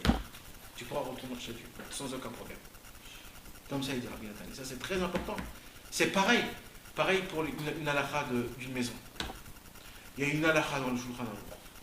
Quand tu vois une maison qui est abandonnée complètement, d'accord? Tu viens, tu rentres, t'habites, tu commences à mettre tes meubles, tu commences à... Qu'est-ce qu'elle dit la halakha? Ouais. Mais maintenant, qu'est-ce qu'elle dit la halakha pour le kinyan? Est-ce que ça appartient? 2 ans, 3 ans. La halakha, elle dit comme ça. Si pendant 3 ans, il n'y a personne qui est venu, il n'y a personne qui a déclaré que c'est à toi, même si après il vient, il te fait montrer le tableau et tout ça, mon pote, tu avais 3 ans. Maintenant que les 3 ans sont passés, c'est à moi la maison. Maintenant, qu'est-ce qu'elle dit la halakha? Écoute bien ça. Si un homme est venu, il est rentré dans une maison, et pendant les 3 ans, il y a quelqu'un qui est venu et qui a dit, oh, cette maison-là, elle est à moi. Vous savez ce qu'elle dit la halakha? Même si cet homme, il habite 20 ans, ça ne sera jamais à lui, cette maison. Vous savez ce qu'il dit Rabbi Nathan sur cette halakha? Il dit Rabbi Nathan, la maison, c'est nous, c'est le corps. Le Yetzer Hara, sans qu'on le veut, il rentre chez nous.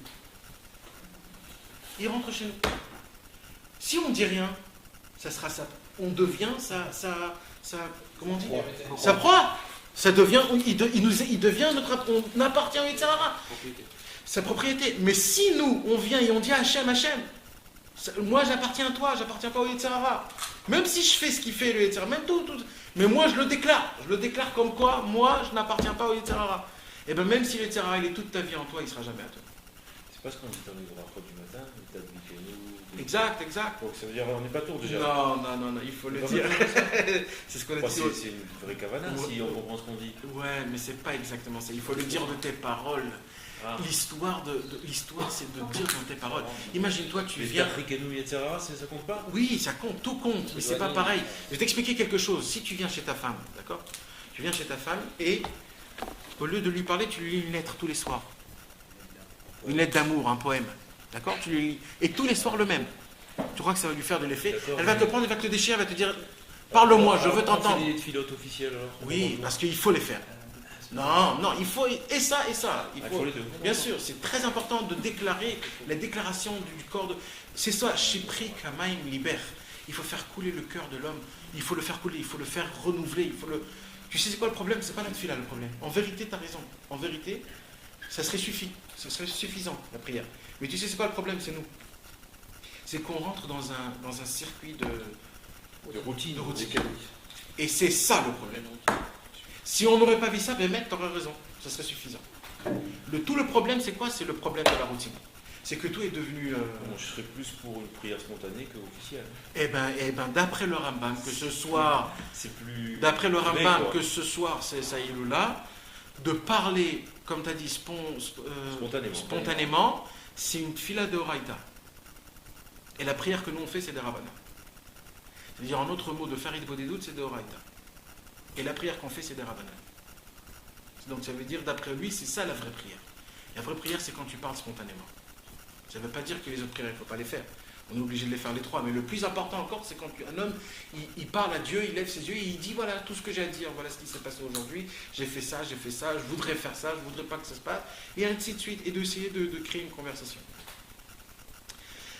Donc pour revenir à tout ce qu'on a dit, malheureusement, quand on tombe dans des endroits qui sont très très très loin et très pas bien, etc., le problème c'est quoi? Qu'est-ce qu'il faut faire? Il faut essayer d'avoir un lien avec un tzaddik, d'essayer de s'attacher à un tzaddik, et pas juste un petit tzaddik, un tzaddik très très grand, un tzaddik comme Moshe Rabbeinu, d'essayer d'avoir un lien, d'être touché, d'avoir quelque chose avec cet homme-là. Pourquoi? Parce que le travail des plus grands tzaddikim, c'est quoi? C'est de rentrer dans ces mondes perdus et d'essayer de nous faire sortir de ces endroits là-bas. Donc un homme qui malheureusement il s'est posé des questions, et croyez-moi mes enfants, croyez-moi qu'on se pose de sortes de questions presque tous les jours, sans qu'on fasse attention. On se pose des questions sur Akadosh Baruch Hu sans qu'on se fasse attention. Quand on est dans ce monde-ci, c'est des réactions qui se font sans qu'on le sache. Et malheureusement, si on ne s'attache pas à Akadosh Baruch Hu comme il faut, si on n'essaye pas d'y penser que ce monde-ci, on est juste de passage et que l'essentiel, le vrai monde, c'est le monde d'en haut, c'est ça le monde éternel, c'est là-bas où on va voir Akadosh Baruch Hu, c'est là-bas où on va voir tous les tzadikim, c'est là-bas où on va vivre la vraie vie. Si on ne se le rappelle pas tous les jours, on l'oublie. Et si on l'oublie, on est pris dans le piège du Yetzer Hara dans ce monde. Et quand on est pris dans le Yetzer Hara dans ce monde, c'est exactement comme si quelqu'un, un roi, il ouvre un trésor énorme à son fils, et il dit, mon fils, tu as 1 heure pour prendre tout ce que tu peux. Et son fils, au lieu de prendre pendant 1 heure tous ses trésors, il est avec son Discman et il entend de la musique. Mais vas-y, t'es fou, mais vas-y, écoute, prends. Non, je suis occupé là, j'ai une belle musique, j'entends une belle musique. On ressemble à ça. On descend dans ce monde, on peut prendre des milliards et des milliards. Des milliards et des milliards. Et nous, qu'est-ce qu'on fait? Non, j'ai la part de ça, j'ai le truc à payer, j'ai des enfants, j'ai le truc, j'ai ça, j'ai mon film, j'ai mon truc. Et vas-y, on est complètement absorbé, on est... Et ça, si on ne se le rappelle pas tous les jours, on tombe dans le piège. Je ne vous dis pas qu'il ne faut pas travailler. Il faut, tout ça il faut amener de la parnassa et tout ça, etc. Mais il faut aussi se rappeler l'autre côté. Shabbat, Shabbat. Une prière, c'est une prière. Vous savez ce qu'il a écrit dans le ciel? Il a écrit dans le ciel que quand on va monter un rang à 100 ans, on va être tout nu. On va monter dans le ciel et on va crier. On veut des habits, on veut des habits, on veut des habits. Alors il y aura des grands malachim qui vont venir avec des super beaux habits. On dit, vas-y, prenez, habillez-vous. Et nous on va leur dire, mais non, mais pas ces habits-là. On veut des Torahs, de la mitzvot, les Torahs, c'est ça nos habits en haut dans le ciel. Après on va crier, on a faim, on a faim. On va nous apporter un festin qui est énorme. On va dire, mais c'est pas ça qu'on veut. On veut des Mishnayot. C'est ça notre manger qu'on veut. Mais on va lui dire, mais c'est trop tard. T'étais déjà en bas. C'était en bas que ça se passait. C'est pas ici. Ici, c'est après. Il y a écrit, celui qui ne se fatigue pas pour Shabbat, qu'est-ce qu'il va manger Shabbat? Shabbat, on ne peut pas cuisiner. Donc, c'est avant Shabbat qu'on cuisine pour bien manger Shabbat. Mais celui qui n'a rien cuisiné pour Shabbat, qu'est-ce qu'il va manger Shabbat? Rien. Pareil. Dans ce monde-ci, si on ne prépare pas le festin, qu'est-ce qu'on va faire en haut dans le ciel? C'est maintenant que ça se passe. Si on ne se rappelle pas de ça de tous les jours, alors à cause de ça, on s'endort. Et on s'endort. Et on s'endort. Et ne croyez pas que c'est dur, mes amis. C'est hyper facile, c'est ce que je vous ai dit. C'est un petit peu de cerveau, c'est-à-dire chaque mitzvah qu'on fait, d'essayer de penser que chaque mitzvah que je vais faire, c'est pour faire plaisir Dieu. Quand je vais faire Adama sur un chips, quand je vais faire Maisonot sur un cracker, je le fais parce que Dieu me l'a demandé et ça lui fait plaisir. Juste cette pensée-là, c'est tout. C'est tout. Quand un homme il étudie la Torah, d'essayer de penser ça, ou même d'essayer d'apprendre un petit truc, toutes ces petites choses qui sont toutes petites, c'est ça dans le ciel qui va faire les plus grandes choses. Ne croyez pas que c'est maintenant il faut changer tout le circuit de la vie. Non, non, non. C'est juste essayer de rendre les choses vitalité, c'est tout. Vous voulez poser une question? sur la Hidbout des doutes, premièrement, si tu fais ta prière, ta tefila des Rabbanan, donc des Israël, en te concentrant sur le sens de mots, sur ce que tu dis, donc tu parles vraiment à chaque fois, est-ce que ça peut être pensé comme une Hidbout des doutes? Et deuxièmement, si tu fais une Hidbout des doutes dans ta langue maternelle et que tu parles à Hachem, etc., est-ce que tu pries comme dans la tefila de Tzion où on sait qu'il faut toujours prier pour le klal et pas, je veux dire, c'est pas terrible de demander de parler à Hachem et de dire Hachem donne-moi ça, ou fais ça pour moi, fais ci pour moi. La tefila d'un juif, c'est pour le klal, c'est pour un Israël, tu demandes des choses pour la collectivité. Aide-nous dans l'ensemble à faire ci ou à faire ça, ou, tu vois. Alors. Est-ce que la tefila de Shemona Esrei, si tu l'as fait avec Kavanah, tu penses vraiment ce que tu dis, et à prier pour le klal en hébreu, si tu comprends dans l'hébreu, est-ce que ça peut être pensé comme une doute? Et deuxièmement, est-ce que l'Hidbout des doutes, si tu l'as fait dans ta langue maternelle, est-ce qu'il faut la faire en personnel et en parlant de tes besoins et en racontant tes fautes et ta vie à Hachem, ou est-ce qu'il faut la faire plus Je vais t'expliquer quelque chose. au nom du klal? D'abord, le fait qu'un homme ait pris la prière, on n'en parle même pas du fait qu'un homme ait pris qui ne fait pas attention. C'est pas vrai. De ce cas-là, on n'en parle même pas. Quand on dit que la prière c'est des Rabbanan, c'est pour quelqu'un qui pense à ce qu'il dit. Parce que quelqu'un qui parle sans pour rien dire, alors c'est important aussi, mais c'est pas. Maintenant, ce qu'il faut que tu saches, c'est comme ça. Hidbout des doutes, c'est tellement parce que c'est une famille qui est tellement grande, qui touche tellement de sujets que. Je vais donner un tout petit sujet. Hidbout des doutes. Bichlal, pourquoi il faut faire Hidbout des doutes? D'abord, le plus bas niveau, c'est pour une seule chose. C'est pour d'abord que tu sens qu'il y a Dieu dans le monde.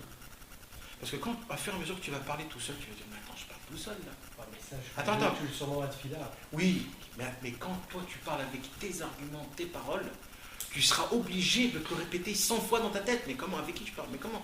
Et au début, tu vas te dire, mais attends, mais qu'est-ce que je suis en train de faire là? Tu es obligé de... Donc dans ta tête, tu vas créer Akadosh Baruch Hu. Tu vas le créer, il va devenir quelque chose devant toi. Et là, tu vas avoir vraiment de la Yirat Shamayim. Ça, c'est la première base de tout. Maintenant, quand on arrive à ce niveau-là, il faut que tu saches quelque chose. Hidbout des doutes, c'est un conflit. C'est comme si tu as un ami le plus proche et tu le racontes tout. Donc d'abord, c'est plus ce que tu as dans le cœur. Maintenant, c'est un très haut niveau que quelqu'un il arrive à prier pour tout le clan d'Israël. Parce qu'il faut le sentir vraiment. Hidbout des doutes, c'est que ton cœur, hein, c'est pas juste la bouche.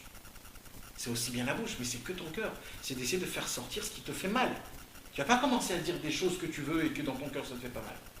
Tu peux, mais c'est pas ça l'Hidbout des doutes. Hidbout des doutes, tu sais c'est quoi? Si tu prends un couteau, tu prends le cœur de ton cœur et tu le mets devant Dieu. Tu dis voilà, c'est ce que j'ai dans mon cœur, Dieu. Ça c'est Hidbout des doutes. Des fois il est pas beau, tu sais. On a des fois des choses dans notre cœur qui est pas très beau. Et des fois nous-mêmes on se découvre. Nous-mêmes on se découvre. Et là on a honte. Et ça c'est la tchouva la plus haute qui puisse exister au monde.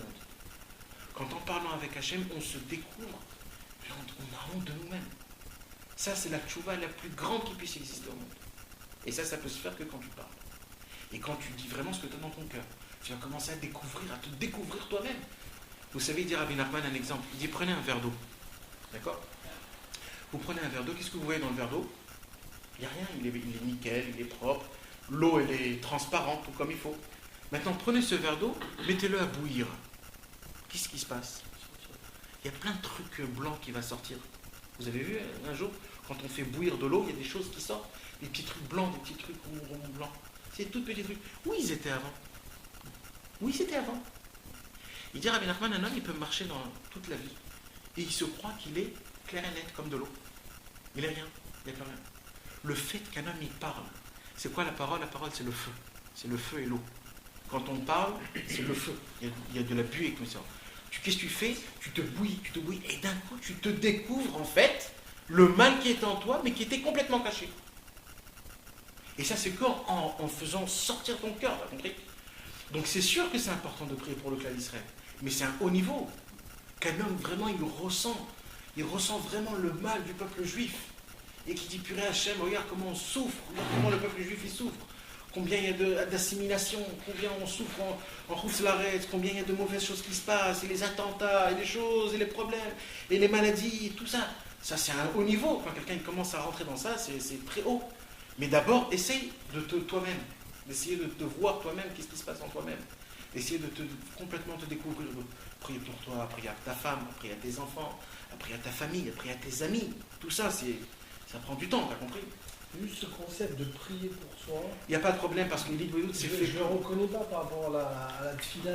Alors fais-le comme tu le sens, fais-le comme tu le sens. L'essentiel, c'est de le faire comme tu le sens. Mais essaye vraiment de t'examiner, c'est vraiment ça. Mais, non, ça je comprends. Mais tu décris les doutes comme quelque chose tourné vers soi. Alors que c'est pas une connexion, justement. Parce que là, on a l'impression que c'est une psychothérapie.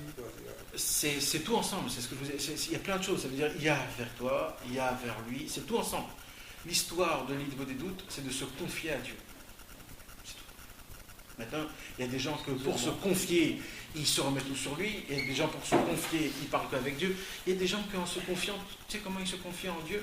C'est juste en racontant en Dieu ce qui s'est passé cette journée, sans rien demander, sans rien dire merci, sans louer, rien du tout. Juste il dit ce qu'il a fait aujourd'hui. Il ne sait pas plus que ça. D'ailleurs, la demande, ça pose pas un problème. Je veux dire, demander à Dieu. Non, c'est le kiff, le plus grand kiff d'Akadosh Baruch Hu. Non, mais par rapport à Dieu, il n'a pas besoin que tu lui demandes. Bien sûr qu'il n'a pas besoin que tu lui demandes. Mais Akadosh Baruch Hu, il a fait faire fonctionner ce monde que si tu lui demandes pas, il ne te donne pas.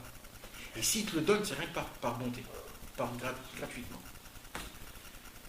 Imagine-toi quelqu'un qui reçoit tout gratuit. C'est honteux quand même. Non? C'est ça l'erreur. Non, mais. D'accord, par rapport à lui, mais par rapport à toi. Non, mais si on prend l'image du père et du fils, Ouais. Le père il donne à son fils sans qu'il lui a demandé. Il ne demande pas à mon fils, il ne demande pas tous les soirs donne-moi à manger, tu vois. Non, mais je parle pas de manger, moi je parle de quelque chose d'autre. C'est Oui, l'image. non, mais c'est une fausse image. Dans la relation avec Dieu. Non, mais imagine-toi un père qui achète une Ferrari à son fils. Après, il lui achète une maison, un palais. Et son fils, au lieu de lui dire merci, il dit papa, pourquoi tu m'as acheté rouge, il fallait une jaune. Et aussi des choses où alors il n'a pas la valeur de la grandeur qu'il fait. Alors le papa, il va se dire celui-là, je ne vais rien lui donner. Jusqu'à qu'il va commencer à apprécier ce que je lui donne. C'est aussi simple que ça. Ouais. La vache, elle est tétée. Exact. Le veau, Exact. on a besoin. Exact. C'est comme ça qu'Akadosh Baruch Hu, il a écrit qu'Akadosh Baruch Hu, il a fait faire que nos patriarches ne pouvaient pas avoir d'enfants pour une seule raison. Parce qu'il a dit, eux, quand ils vont prier, je vais avoir un grand kiff. Donc je ne les amène pas des enfants pour qu'ils me prient. Et c'est ça mon matava, c'est ça mon désir, c'est ça mon plaisir. Quand un tzaddik comme Avraham, Yitzhak et Yaakov, ils prient pour avoir des enfants. Des fois, Kadosh Baruch Hu, il nous fait faire des petits problèmes, des petits trucs comme ça, juste pour une seule raison. Parce que d'abord, on croit que tout c'est de ma force. C'est moi qui fais, c'est moi qui n'ai pas fait. Et deuxièmement, parce que Kadosh Baruch Hu dit, oh, tout, c'est moi. Mais comment on peut savoir que Hachem il a besoin d'une fille? Sache-le, toujours il a besoin d'une fille. Chas v'shalom, pas il a besoin. On peut imaginer C'est pas qu'il a besoin, c'est pas qu'il a besoin. Akadosh Baruch Hu. L'infini perfection. Ouais, bien sûr, il n'a jamais besoin, Chas v'shalom. Mais il veut, c'est sa volonté. C'est comme ça. C'est Akadosh Baruch Hu, il veut. Il veut que tu saches que tout vient de lui. Il y a une seule raison, le Zohar dit, une seule raison pour laquelle Akadosh Baruch Hu a créé le monde, c'est pour qu'on sache que le maître, c'est lui. Begin de Ishtmudain le. C'est différent du plaisir que ça peut procurer. Tu peux prendre conscience de. Non, c'est un plaisir. C'est pas contredit, mais ça va dans les deux sens. C'est-à-dire qu'Akadosh Baruch Hu, il prend un plaisir, mais ce plaisir-là, il n'est pas obligé d'avoir ce plaisir. Lui-même, il peut avoir ce plaisir. Mais nous, on s'en fout comment ça marche en haut. On ne veut pas rentrer dans ça. Ça aussi, c'est des questions qu'on s'en fout. Nous, on doit regarder par rapport à nous. Akadosh Baruch Hu nous a réclamé ça s'arrête là, l'histoire. On peut peut-être expliquer comme ça que la tfila, c'est un kéli en fait. C'est aussi, c'est bien sûr. La C'est aussi. tfila, c'est un kéli. Le Baal Shem Tov, il dit. Tout dans le monde, ça fonctionne avec Quand un homme, il prie avec sa bouche, elle crée des kélim. Et grâce à ça, quand ça reçoit la lumière de Dieu, ça tombe quelque part. Ouais. Si un homme, il ne créait pas son kéli, ça tombe pas, ça va nulle part. Et ça, c'est un grand problème aussi. Alors la phase du des doutes, je reviens dessus. Est-ce que c'est le seul moment où on image bien avec Abel dans les deux sens? Ou il y a d'autres sens? Ou il y a d'autres moments où on a cette interaction qui vient dans les deux sens? Ou c'est vraiment que dans les deux? Non, il y a des tzadikim qui arrivent à vivre cette chose qui est Meshpem et Kabel tout le temps. Il y a écrit comme ça, Kadosh Baruch Hu, il te parle à travers tout ce qui se passe dans ce monde. Il reçoit et il donne. Ça veut dire, est-ce que c'est... Akadosh Baruch Hu te parle de tout ce qu'il y a dans le monde. Un vrai tzaddik, s'il Là, s'assoit la dans ce monde-ci, il voit que ce verre il est là et ce verre il est là. Par rapport à ça, il peut te dire exactement c'est quoi la volonté de Dieu dans le ciel. Il n'y a pas quelque chose de particulier justement dans le des doutes avec ça. Alors, ça oui, dans les des doutes oui, mais ça c'est parce que nous on parle. Les tzaddikim qui ont une grande sagesse, eux ils sont, bien sûr, ils sont tout le temps connectés. Tout le temps connectés. Il y avait un tzaddik, je l'ai lu ça ce Shabbat, il y avait un tzaddik qui s'appelait Rabbi Nachman de Tulchin, 3e génération de Rabbi Nachman. Il a dit comme ça, il a dit même de planter un clou sur un mur, il faut avant demander à Kadosh Baruch Hu, il faut le dire à Kadosh Baruch Hu. Imagine-toi. C'est tout, ça devient, mais ça nous, on n'a pas encore ce niveau-là. Mais ça veut dire au moins les choses qui sont essentielles, les choses qui sont importantes, les choses qui sont... Donc c'est ça, la grandeur des choses, c'est d'essayer de vivre complètement les choses comme ils sont et d'essayer de voir Akadosh Baruch Hu tout le temps, à chaque fois, dans chaque endroit, dans chaque moment, comment ça se passe, chaque chose. Et quand un homme il arrive à découvrir le langage d'Akadosh Baruch Hu, cet homme-là il est parfait, il est super, il n'y a pas plus bien que ça. Et là il saura comment continuer, comment avancer dans la vie. Posez la question aujourd'hui à quelqu'un, où t'en es dans ta vie? Il ne va pas comprendre c'est quoi cette question. Pose la question à quelqu'un, qui tu es toi? C'est quoi toi? C'est quoi? Vas-y, décris-moi toi. Toujours moi, quand on me dit Miata, je ne sais pas quoi leur répondre. Au téléphone, Miata, je ne sais pas quoi leur dire. Quand tu poses la question Miata, ça veut dire quoi? Comment je m'appelle? Où je suis né? Qu'est-ce que j'ai fait? Qu'est-ce que j'ai pas fait? Ça veut dire quoi Miata? Miata. Qui tu es? Ça veut dire quoi qui tu es? Vous savez pourquoi on appelle quelqu'un qui a fait tchouva un Baal tchouva? C'est quoi ce mot-là, Baal tchouva? C'est quoi ce mot? C'est quoi? Vous avez jamais posé cette question-là? Baal tchouva, ça veut dire quelqu'un qui a une réponse. Ça veut dire qu'après 120 ans, vous savez ce qui est écrit dans les livres? Après 120 ans, ça va être quoi la première question qu'on va poser la question? Ça va être quoi la première question quand on va nous enterrer? Non, ça c'est en haut dans le jugement. Non, ça c'est en haut dans le jugement. Comment tu t'appelles? Première question, c'est comment tu t'appelles? Il y a écrit qu'on va oublier notre nom. Et c'est pas comment tu t'appelles en fait. Ils vont te dire Miata, qui tu es. Et là, si aujourd'hui tu sais pas c'est quoi la question, la réponse, alors même après 120 ans, tu ne sauras pas c'est quoi la réponse. Il faut que tu saches maintenant qui tu es. Qui tu es? Qu'est-ce que tu es? C'est quoi toi? C'est qui moi? Est-ce que je joue une personnalité comme celui-là, comme celui-là? Est-ce que j'ai un peu de lui, j'ai un peu de l'autre? Miata. Un homme qui a la réponse, il s'appelle un Baal Tchouva. Est-ce que tu es toi-même? Exact. Est-ce que tu es toi-même? C'est ça ce qu'il a dit un jour à Bizoucha. Il a dit quand je vais monter dans le ciel, on ne va pas dire pourquoi tu étais Moshe Rabbeinu, pourquoi tu n'étais pas le Harizal. On va me dire pourquoi tu n'étais pas Rabbi Bizoucha. On va nous dire ça à chacun de nous tous. Et là, on va avoir un grand problème. Qui j'étais? Je ne sais pas qui j'étais. Toute ma vie, j'ai joué plusieurs jeux. J'ai joué un peu ça, un peu ça, un peu ça. L'idée des doutes, c'est quoi? C'est découvrir ta personnalité. Tu te découvres, toi, ton cœur est placé sur la table et on fait un On histoire. pourra répondre, je suis un Tani de Rabbi Nachman. Et là, on va te dire c'est qui Rabbi Nachman, décris-le-moi. Et là, on va t'amener un Rabbi Nachman spécial d'après version. Ça aussi, il faudra savoir, parce qu'il faut, il faut savoir qu'on ne sait rien. C'est ça l'histoire, c'est ce qu'il nous apprend là. Tu sais ce qu'il a dit le Rambam? Tachlit ha'idiya shelo neda. Le but de la connaissance, c'est quoi? C'est de ne pas savoir rien. Est-ce que vous pouvez comprendre ça, vous? Rambam, l'homme le plus sage, d'accord? C'est pour devenir comme un Tinoc. Oui, mais ça veut dire quoi? Ça veut dire imagine. C'est le meilleur état possible. Oui, mais concrètement, On se prend pas la tête. concrètement, un homme qui est docteur, le Rambam c'est le plus grand docteur de tout le monde. Un homme qui est docteur. Le Rambam, après qu'il a consacré sa vie dans le docteur, tout ça, à la fin, il a dit je ne sais plus rien. Le plus grand docteur du monde, le premier docteur du roi de Maroc. Il a dit je ne sais rien. Vous savez comment les tzadikim avant ils étudiaient la Gemara? Ils étudiaient la Gemara, ils étudiaient, ils commençaient à ouvrir des livres, ils approfondaient, et ils essayaient d'arriver au but de la connaissance, vraiment, de tout connaître bien comme il faut, comment tout est comme il faut. Et dès qu'ils se sont bien, ils ont tout devant leurs yeux, ils connaissent tout par cœur, ils réétudient comme s'ils n'ont jamais étudié. Et ils recommencent à réapprofondir, mais version à l'envers. Tout ce qu'ils ont essayé de construire, ils essayent maintenant de l'aboutir. Jusqu'à, il y a un tzaddik qui dit, au moment où je comprends que j'ai rien compris, j'ai tout compris. Dans ce monde-ci, c'est quoi l'histoire? C'est de tout connaître. Et dès que je connais, ça s'arrête. D'accord? Comment un docteur devient un docteur? 5 ans, 7 ans, il va travailler, on lui donne un diplôme, c'est terminé l'histoire. D'accord? Dans la Torah, ça n'existe pas, j'ai terminé. C'est toujours tu apprends, c'est toujours tu continues, et toujours tu rentres dans le conflit, je ne comprends plus rien, et au moment où tu comprends que tu ne comprends plus rien, tu dévoiles des choses exceptionnelles. Et c'est comme ça. C'est illogique, parce que le monde est illogique. Dieu est illogique. Tout n'est pas logique. Tout est une seule chose. L'inverse de logique, c'est Dieu. Tout est Dieu. Tout est par la volonté de Dieu. Il y a des gens qui peuvent étudier, et ça c'est dans la Torah, on n'aurait pas vu ça dans les autres choses. Il y a des gens qui peuvent étudier la Torah des dizaines d'années et de rien comprendre. Et rien comprendre.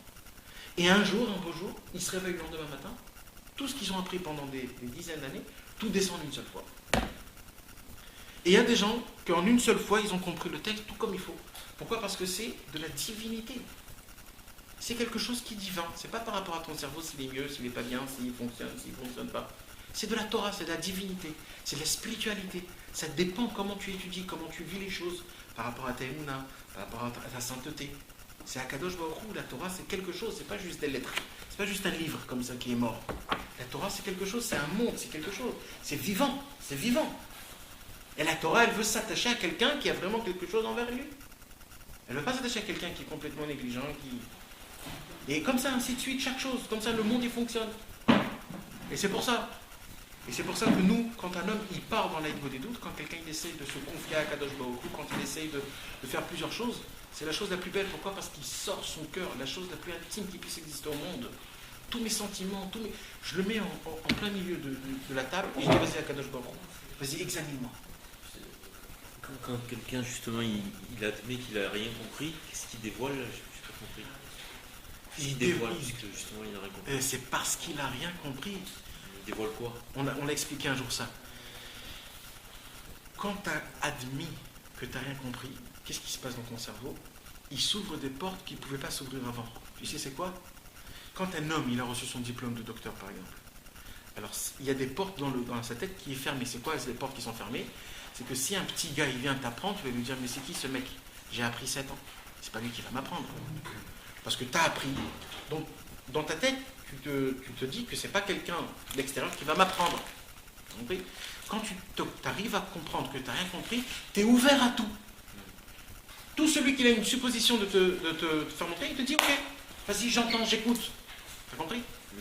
Voilà, je prends, vas-y. C'est ça en fait la force. C'est quand tu dis j'ai pas compris, tu dis bon on va essayer à une autre réponse, peut-être on va recommencer depuis le début. Si tu aurais compris jusqu'à la fin, jamais tu aurais recommencé depuis le début. Et quand tu recommences depuis le début, tu vas voir une nouvelle façade. T'as compris? Et c'est comme ça que ça marche. C'est le fait qu'un homme il arrive à admettre qu'en fait il comprend pas, mais en vérité pas. Là vraiment. On a oublié de dire qu'il ne faut pas déprimer de ne pas comprendre. Ouais. Si on n'a pas rajouté que c'est. Bien sûr. Et il faut aussi. C'est ça le problème qu'on a. Et il faut aussi arriver d'abord. On prend les crises. Non, c'est sûr. Mais il faut d'abord aussi expliquer que le but de la connaissance, c'est de ne pas connaître. D'abord, il faut connaître. D'abord, il faut que tu saches ce que tu as étudié. Il faut que tu comprennes la base. Tu ne peux pas depuis le départ dire bon, je comprends rien, alors. Ouais, c'est pas ça l'histoire. Il faut d'abord que tu saches de quoi on parle, que tu connaisses. Il faut que tu saches, bien sûr, il faut que tu connaisses l'histoire. Et après, on verra ce qui se passe. Mais d'abord, il faut que tu la connaisses, l'histoire. Et c'est ça en vérité toute l'histoire de l'homme. Un homme il croit dans sa vie, qu'il a fait ça et ça. Il croit comprendre que ça s'est fait par rapport à ça et ça s'est fait par rapport à ça. Et si un homme il commence à faire une des doutes, c'est là où il va se poser des questions. Il va se dire mais pourquoi j'ai fait ça? Et pourquoi j'ai fait ça? Et pourquoi ça j'ai fait ça? Il va commencer à ne plus rien comprendre. Et c'est là où il va tout voir d'un œil exceptionnel. L'œil de Dieu. Aimé Hachem et Lokechaba. En parlant avec Hachem et en faisant toujours cette histoire-là. Un homme qui vit comme ça, qui vit en associant un Kodosh Baruch Hu dans chaque chose, il n'a pas le problème de ces questions-là qui se posent. Il n'a pas ces problèmes-là. Parce qu'il ne se pose même pas ces questions-là. Il ne se pose pas. Parce que j'associe toi à Kadosh Baruch Hu, c'est quelque chose qui est exceptionnel. Et pour ça, il faut le mettre en pratique. Il faut essayer. On a l'impression avec la chita de Rabbi Nachman que même l'homme qui fait par exemple des avérotes toute la journée, finalement, il a le même sort qu'un autre. On a l'impression que c'est un peu comme ça, parce qu'il est dans sa naïveté, il se trompe, Je vais te dire un petit il admet qu'il se trompe, Je vais te et en donner même temps il continue. Enfin, c'est. Rabbi Nachman lui-même dit que même s'il faisait des fautes les plus graves, il reste dans le même. C'est ça Après, Je vais te donner un ça, secret. après, Je vais te donner un Je fais secret. allusion à il ça. serait cheval et il serait comme s'il avait jamais fait Donc, Je vais te donner un secret. alors. Et écoute-moi bien ça. Un des plus grands secrets du monde que Rabbi Nachman a fait descendre dans le monde, c'est un secret qui est basé par ce temps-là, ok? Pas par le temps d'avant. Le temps d'avant, c'est notre histoire. Rabbi Nachman de Breslev est descendu dans ce monde-ci en parlant à ces générations-là. qui vient. Et tu sais ce qu'il a dit, Rabbi Nachman? Il a dit moi pour moi. Et ça veut dire pour Dieu. Il dit comme ça. La plus grande faute au monde, c'est une seule chose. Une seule chose. c'est la dépression après la faute. Ça, c'est aussi, mais c'est pas ça. C'est quoi la plus grande faute? Et de ça, il faut tout. C'est la déconnexion de Dieu. C'est tout. Au moment où tu es déconnecté de Dieu, c'est fini. C'est fini. En vérité, chaque avera, qu'est-ce qu'elle te fait? Elle te déconnecte de Dieu. Mais ça, c'est sans que tu le saches. L'histoire, il dit Rabbi Nachman, c'est pour cela que quand un homme il est toujours attaché avec Dieu, même quand il fait une avera, il dit purée, pourquoi je fais cette avera? Hachem, je t'en supplie, ne le fais pas. Pour Rabbi Nachman de Breslev, cet homme-là n'a pas fait d'avera. C'est sûr qu'il a fait une avera qu'il faut qu'il fasse tchouva parce que son corps a fait une avera. Mais dans l'histoire, c'est-à-dire chaque Kadosh Baruch Hu, il est toujours attaché à Dieu. T'as compris? Maintenant, un homme qui fait de la Torah, il fait de la Tfila, il fait tout ça, mais il n'est pas connecté avec Dieu, cet homme-là, il dort tout le temps.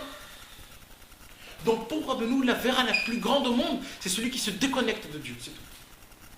C'est pour ça que Rabbeinu il disait que le désespoir n'existe pas et celui qui tombe dans le désespoir, c'est le plus grand. Il n'y a pas plus grave que ça. Parce que c'est quoi le désespoir? C'est quand tu dis j'en ai marre, allez, j'en ai marre, allez laissez-moi tranquille vous tous. Et il continue à faire Shabbat, finit. Mais c'est parce qu'on est obligé, parce que je suis dans un train de vie. Parce que... Ça c'est le plus grave. Non, on en revient à ce principe de la Emouna. C'est ça, la Emouna, exact. C'est la force de la Emouna. C'est pour ça que, et Rabbi Nachman de Breslev, il est venu, il a dit, sachez mes amis, le Yetzer Hara, il va tout faire pour que l'extérieur sera 100%, c'est-à-dire que je vais faire Torah, mitzvot, je vais étudier un peu, tout comme il faut, mais le dedans, il n'y aura rien. Il n'y aura plus rien. Il n'y a pas Dieu, il n'est pas connecté avec Hachem. Je fais les choses parce qu'il faut les faire. L'histoire, c'est d'être connecté avec Akadosh Baruch Hu, d'avoir de la Emouna partout, kol mitzvotecha Emouna. C'est un passage. Et c'est ça, c'est pour ça, tu as compris, c'est ça, en fait, tout est dedans. Un homme, il peut tomber, mais il est toujours avec Hachem. Et un homme, il peut faire de la Torah et des mitzvot, mais il n'est jamais avec Hachem. Cet homme-là, il est bien, c'est un bon homme. Mais en haut, dans le ciel, je ne sais pas ce qu'il a fait. Que Dieu nous aide, Bezrat Hachem, qu'on puisse accomplir tout ce qu'on a dit, que ce ne soit pas juste des théories, mais qu'on puisse vraiment le mettre en pratique, et d'y croire et de le vivre, Bezrat Hachem. Dans la bonne santé, dans la joie, dans la parnassa, et dans tout ce qu'on désire, Bezrat Hachem.